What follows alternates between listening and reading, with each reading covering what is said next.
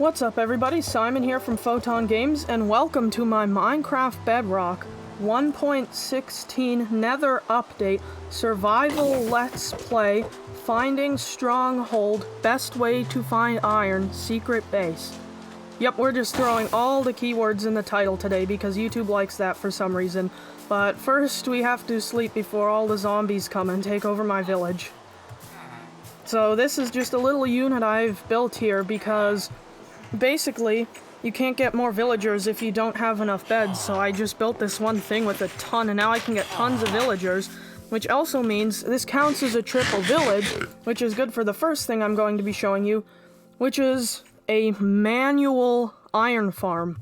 So the idea of an iron farm, you build a village around a platform that's going to kill the iron golems and steal their items, basically, right? So what if instead of building that village around a killing chamber, you just kill them yourselves, right? Because all you need to do, build up 3 blocks, you can attack them, they can't attack you, get 3 to 5 iron per golem, and it's a really great, easy... It's really easy for early to mid-game because, you know, my iron farm, still working out, troubleshooting and stuff. I've already had this world for months and I don't even have an iron farm yet, which might sound kind of crazy, but basically this is just going to be a really easy way to get iron. All you're going to do, just go up and take out all the golems. Looting won't actually do anything for iron golems, but look.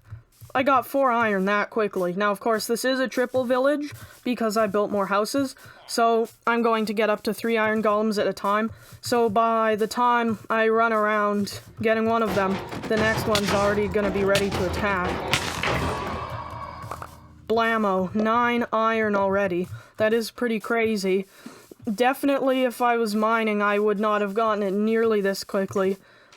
There's the 3rd golem. He seems to be stuck in a pen because I believe somehow, since they're big enough, they can walk across the top from here to here or something, but then they actually get stuck inside the pen here, but it's kind of convenient.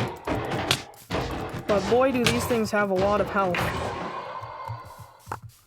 13 iron, just like that. It was that quick. And I already have 13 iron. And of course, there are other benefits from just going to a village, like, well, trading, obviously, is a really big one. You can get a lot of emeralds really quickly. What I like to do is use sugarcane, because I can make it into paper, and I have a lot of librarians and also cartographers. So yeah, that's a really good thing to trade. But anyway, 18 iron, which is insane for that speed. I actually have my portal over here now because I was trying to get some villagers to my iron farm, which I did succeed in, but like I said, I'm still troubleshooting that and everything. But there's something else that is very interesting about that iron farm. It really is quite cool. I believe... Okay, so now I have a second secret base on my single-player world, obviously. I believe... Okay, I've had 2 people on this world before, but normally it's just single player. Wow, okay, all these villagers are coming over here. I don't really want that to happen. Okay, you're... Ooh, boy, that was max level librarian. Whoops. Okay, well, sorry guys, but you gotta go, okay? Your base level, you don't really matter. Level 3 librarian. Oh no, this librarian has mending. I need you. You go back to the village now. Do you understand me? Get back to the village! Okay, I'm gonna deal with you later. Anyway, time to take my nether transportation system that lags a ton while recording, because it's gotta load all these new chunks really quickly. So yeah, it normally, it's probably gonna look quite laggy. So far it looks fine to me. It's starting to get... Frame rate's starting to get a little low, but at least all the chunks are loading. Alright. The nether really does look amazing. It just looks so incredible now. It really is amazing. Every time I travel through it on this minecart system, it's just incredible to look at. But anyway, as most of you probably know, 1 block in the nether is 8 blocks in the overworld because the map is an 1/8 the size, or it used to be or something. But anyway, I only need 100 minecart rails to travel 1,000 blocks, basically, which is pretty nice. And also, obviously, it doesn't take nearly as much time. Alright, here we are back at my first secret base. What? This base looked so cool when I first made it. Now it doesn't look that great because it's just torches and it's 2x3. Can't even use lanterns here. But anyway, I still love using this base. Every time I get to swim underwater to it, it's really cool. That is what I was using to transport villagers, and believe me, it was an enormous pain. It took me at least a couple hours just to get 2 villagers up there because... Oh, because villagers. If you have ever tried to deal with villagers, you know what I'm talking about. They are extremely annoying. They never do what you want. They die so easily. It's just crazy. If, like, building an iron farm, I think the hardest part of Minecraft is not defeating the Wither. It is trying to get some stupid villagers to go in the cell. By the way, apparently, I don't suck at Minecraft. I actually am just stupid. So what happened when I lost to the Wither a couple times, I was using completely the wrong armor and swords and stuff, and I was doing about half the damage and getting about, a little less protection than I could have been. So yeah, that's why I lost. I actually managed to beat it twice after the video, but I lost the items because it explodes after and there's lava and stuff. Anyway, this is what the iron farm looks like. This is where the villagers are being held. For some reason, only cats are spawning, and then I'm just getting string. But here's the interesting part about this farm. I'm just gonna let myself float down there, just like the iron golems would that spawn here, because that's essentially a village. So they summon the iron golems, and then they basically just fall down like this. Except, oh, what's this? A secret room, right? So this, actually, I have the platform for standing on and the platform for spawning golems. I just built another one under it, placed some walls here, and then just did that simple trapdoor thing. And iron golems definitely can't fall down here. I haven't had any problems with cats falling down here either. But here, inside this is a redstone mechanism I'm very proud of that I'm going to show you in a minute. But first, what should I even do with this secret room? I'm just so obsessed with building redstone and secret stuff that I haven't even thought about what its actual practical use would be, which is kind of a problem because it's useless. So, anyway, this is a neat little redstone contraption. Only a pressure plate on this side. I'm basically locked in now. You just stand here, press this button, and that's how you exit. So it is completely secret to exit, obviously, and to enter, no one's really gonna think to jump down the farm. But as you can see, yeah, that may look a little suspicious, but it kind of matches some other stuff I've built, right? So, anyway, I had the 2 platforms 4 blocks apart, you can see on the pillar there, so all I did, I built another one, placed walls there, and yeah, I don't know what to do with it. I don't know. It would be nice to store valuables there, but again, single player anyway, so it doesn't really matter because, well, first of all, who's going to steal them? And second of all, it's going to be extremely annoying to need to go there for valuables every time. Maybe I'll use it for excess valuables.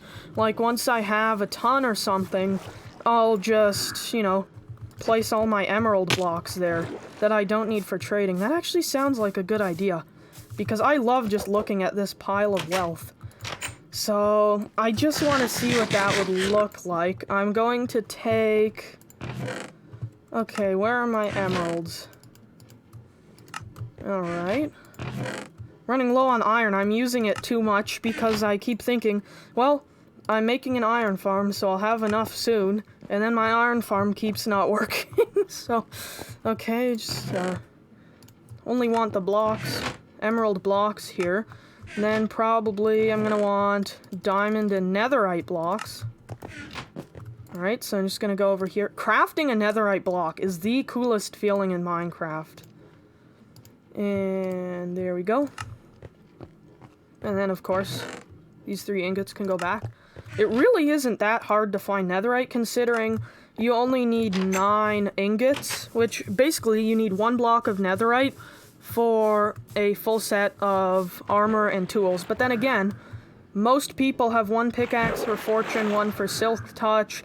You probably have, you know, if you're later game at least, you probably have a smite sword and a sharpness sword, but, you know, that's just whatever. If you're at that point, I'm sure you've had more than enough time to mine everything, which is just kind of my point. It's for something so overpowered, it's just too easy to get. Like diamonds, yeah, you gotta mine for a while and everything, and then you get some good armor, but netherite, it's diamonds plus knockback resistance, which is actually really good knockback resistance, and obviously it doesn't get damaged in fire, and then also, you know, the tools are just a bit better. Anyway, how should I place this?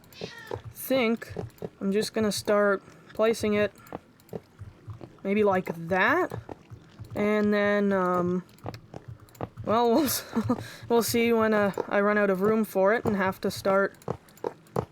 I don't know, I'm not really a builder.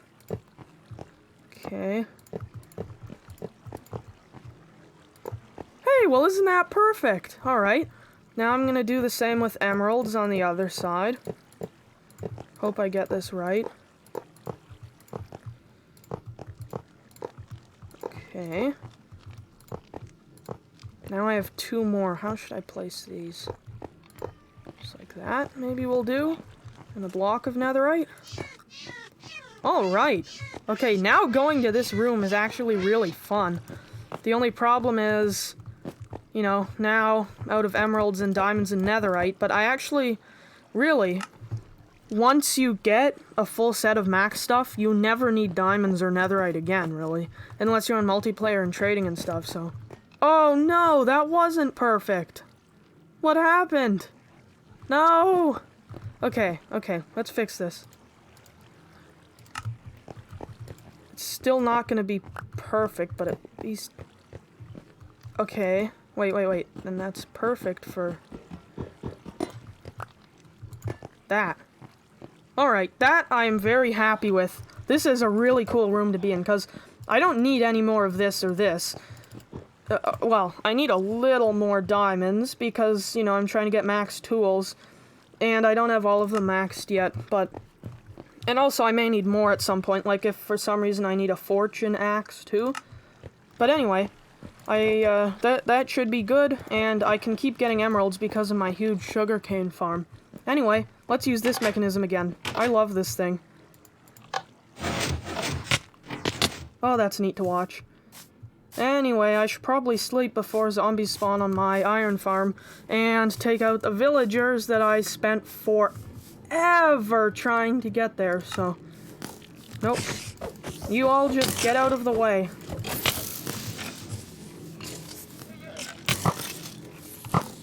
Really is nice to have good bow, good sword. Alright, did you drop that bow? No, you didn't. You're useless. I really recommend you just place ponds and puddles everywhere if you have a Riptide Trident. Oh! Oh, no! Phew! Boy, are those stressful. Okay, you did drop it, but it's garbage. Hate it when it looks enchanted and you get excited and then it's actually a terrible enchantment that barely counts as an enchantment at all to me. But anyway, now we are on to the most important part of this video. That is finding a stronghold, which I'm so excited to do because this will be my first time ever in survival Minecraft doing that. So that will be really fun. Alright. Let's go get the stuff I need. I think all I really need, I'm just gonna memorize the coordinates, so after the video, I'm just gonna go back to doing whatever. Oh no, I just saw a creeper walk right into my mine. Once I went in and there was a creeper there and he blew it up and it really sucked, but okay, mister. Oh! I mean, I'm not actually storing anything in there, but it always makes me nervous because after you kill a creeper, they make another hiss sound, and I always think it's another creeper. Anyway, I need to go grab the items I need. from this little storage shed that I actually added in addition to. So basically there's the L, there's the main room, and then it has an attic, and then there's the little side utility room, and then there's a huge rectangle basement under everything, pretty much. So anyway, I need to go over here. I have a bunch of end stuff. I believe I actually put it in my ender chest, though. I like to keep one right here. It's kind of nice. Ender chests are great. I actually could have gotten one a lot longer ago. I just didn't because, I don't know, I guess I didn't think about it, or I thought it was too expensive or something. Yeah, it really is interesting. I've mentioned this in previous episodes, but basically, I used to play Minecraft for a long time, then I stopped for a while for some reason, then I got back into it. It's really, really, really strange, because it's like, I've been playing Minecraft for a long time, but I don't know so much about it, and it's just so weird. It's like, I don't know how to describe it, it's just a really weird feeling, but also, like, I remember, you know, when end cities were added, but I do not remember when the Village and Pillage, or the Nether update, or this and that was added. It's kind of crazy. Anyway, I know it's in this direction a little, because I was looking for it a little bit. Some of you may remember in a previous video, I used chunk base to find a stronghold, and I said it's not cheating, right? Because, you know, the seed is common knowledge and everything. But for, you know, finding a stronghold, I do think using a website that finds things is cheating, because you're supposed to need resources to find this. Like, Nether Fortress, it's just a waste of time, right? But the stronghold, it's like, you know, you actually need to work for the ender pearls and stuff, which takes time too, but it's a resource. It depends. Like, I wouldn't say, you know, if someone found a stronghold on chunk base and then just traveled to it because they memorized the coordinates, I wouldn't say, oh, you're cheating, you need to delete your world, that's a glitch world, you can't say that's vanilla survival anymore. I wouldn't go that far, but I would say it's like a, oh, well, you kind of ruined the fun, sort of, cheating at Minecraft. But, oh boy, how am I going to get up this hill? I forgot to bring building blocks with me, although I do have some in my ender chest, which, again, is really nice. It's basically a second inventory, so I can just keep some basic things in there that I need but not that often, like building blocks, wood, some emeralds for trading, stuff like that. Alright, let's throw another one. Still in this direction. And, yes, this time I actually... Okay. This time I actually picked it up, and now I'm stuck. Oh, there's a thing. It always feels so weird because, look, this is one block up. Why can't I jump up there? Well, if you look, water actually... You know, you can't jump 1.1 blocks, you can only jump 1 block. So... Doesn't feel right, but, I mean, I guess that's just kind of how the game works.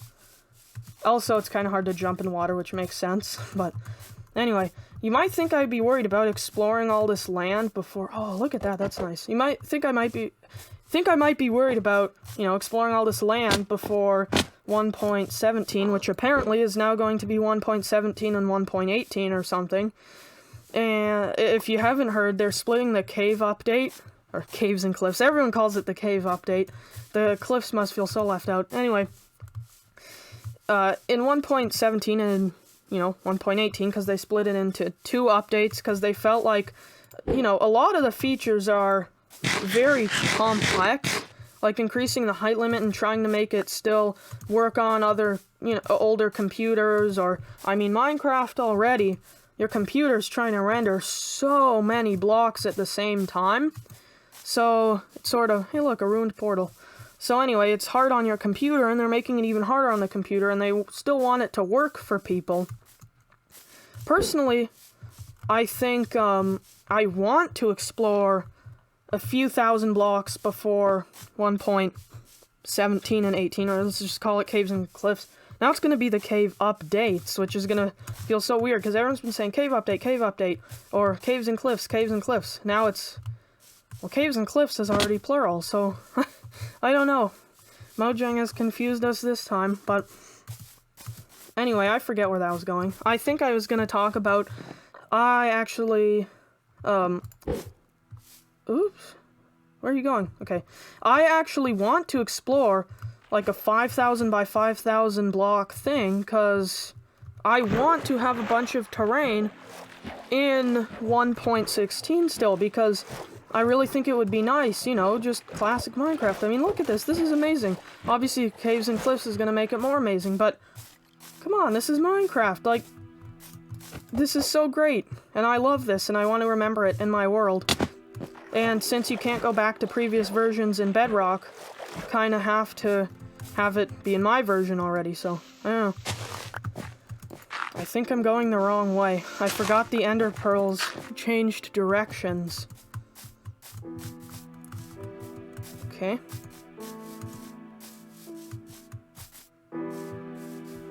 Alright, I probably need to eat at this point. Actually, I should fall asleep at some point, too. Oh, phew, I wasn't going in the wrong direction. That was so weird. It looked like it started going in a different direction. Yeah, you know what, just forget about that. I have more than I need. Boy, there are a lot of trees here. I didn't realize how dense the birch forests actually are. What I think would be really neat would be to build, like Shulkercraft on YouTube did. That was a weird cave.